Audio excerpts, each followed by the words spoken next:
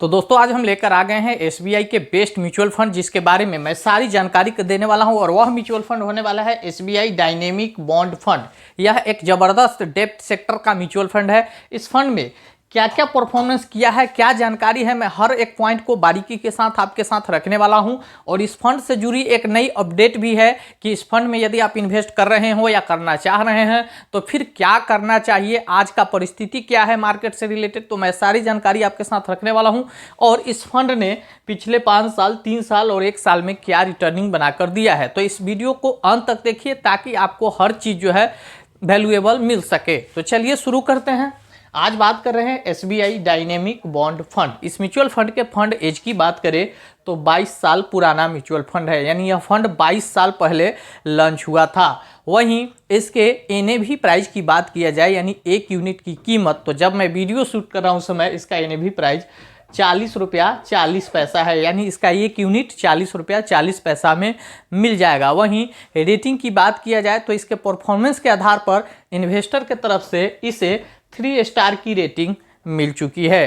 Fund size की बात करें, फंड साइज क्या होता है, तो लोगों के द्वारा जो टोटल इन्वेस्टमेंट किया जाता है, चाहे एसआईपी चल रहा हो, लमसम किया गया हो या एनएफओ में इन्वेस्टमेंट किया गया हो, टोटल इन्वेस्टमेंट जो होता है उसका फंड साइज होता है। तो इसका फंड साइज है 3,825 करोड़। अभी वर्तमान में कोई यहाँ पर इन्वेस्टमेंट करना चाहे तो मिनिमम एसआईपी 500 रुपये से और मिनिमम लमसम 5,000 रुपये से कर सकते हैं, यानी एसआईपी 500 और लमसम 5,000 रुपये, मैक्सिमम आप जो चाहें कर सकते हैं। अब बात करेंगे होल्डिंग का। होल्डिंग क्या होता है, तो होल्डिंग जो लोगों ने यहाँ पैसे लगाए हैं उस पैसे को इस म्यूचुअल फंड के जो फंड मैनेजर हैं जहाँ पर होल्ड किए होंगे वही है होल्डिंग। तो इसका होल्डिंग जो है डेप्थ सेक्टर का है और डेप्थ सेक्टर के सीपी, सीडी और एसडीएल में टोटल 23 कंपनियों में जो है पैसे इन्वेस्ट किए गए हैं। तो ये हो गया होल्डिंग। होल्डिंग एनालिसिस की बात करें तो देखिए होल्डिंग एनालिसिस जो है डेप्थ सेक्टर में 72.73% डेप्ट में इन्वेस्टमेंट है, जिस सेक्टर का म्यूचुअल फंड है।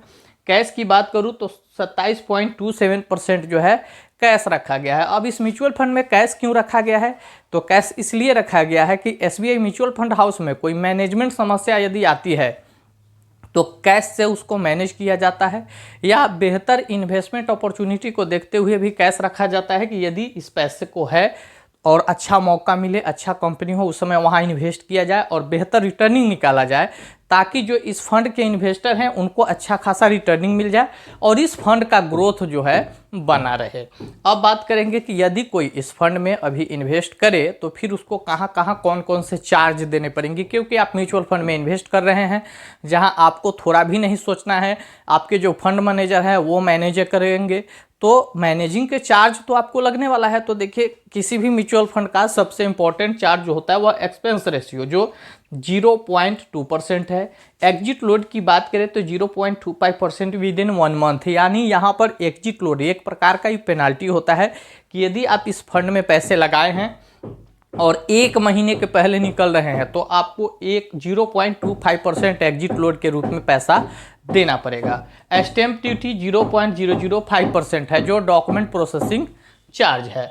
अब बात करेंगे टैक्स का, तो one year before 20%, after 1 year 12.5%। मतलब टैक्स जो है कि यदि आप इस म्यूचुअल फंड में पैसे लगाए हैं और 1 साल के पहले निकल रहे हैं तो आपको 20% टैक्स देना पड़ेगा, और यदि 1 साल के 1 दिन बाद या 1 साल के बाद कभी भी निकल रहे हैं तो मात्र 12.5% टैक्स देना पड़ेगा। टैक्स कैसे लगता है, तो सिर्फ आपके इन्वेस्टमेंट अमाउंट पे ही टैक्स नहीं लगता है, आप जो प्रॉफिट कमा के जाते हैं उसी पर टैक्स लगता है। यानी आप यदि 2 लाख रुपए लगाएं और उस पर आपको 50,000 रुपये की प्रॉफिट हुई तो 2 लाख पर आपका टैक्स नहीं लगेगा। आप जो प्रॉफिट कमा के गए 50,000 उस पर आपको 12.5% शॉर्ट लॉन्ग टर्म गेन के तहत टैक्स आपको देना पड़ेगा।